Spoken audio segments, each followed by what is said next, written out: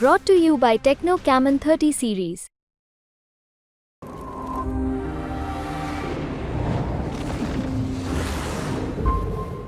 રાજકોટના TRP game ઝોનમાં સર્જાયેલા અગ્નિકાંડમાં ટીપીઓ સાગઠિયા સહિત સરકારી બાબુઓ અને રાજકીય આગેવાનોના પાપે થયા હોવાના આક્ષેપો વચ્ચે એક ચોંકાવનારો ખુલાસો થયો છે।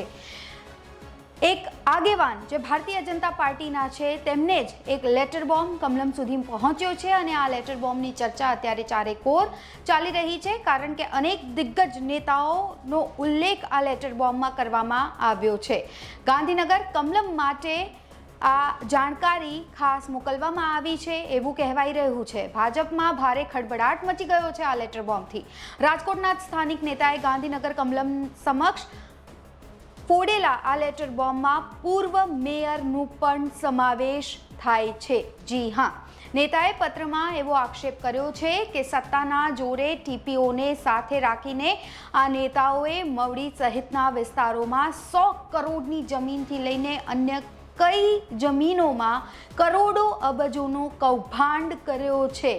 નોંધનીય છે કે આ લેટર બોમ્બ ટીઆરપી ગેમ ઝોનના અગ્નિકાંડ પહેલા ગાંધીનગર કમલમને મોકલવામાં આવ્યો હતો તેવો ઉલ્લેખ છે, જેમાં ઉપરોક્ત આગેવાનો આવા ભ્રષ્ટાચાર ગાંધીનગર કમલમ માટે કરતા હોવાનું કહીને તંત્રને દબાવતા હતા।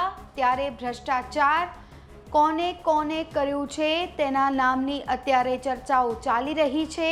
ચૂંટણીના પરિણામ બાદ શહેર ભાજપના આ આગેવાનો સામે તપાસ થઈ શકે છે તેવી વાતો પણ વહેતી થઈ છે। કયા કયા નામોનો ઉલ્લેખ, કોના નામનો ઉલ્લેખ છે તેની પણ આપણે વાત કરી લઈએ।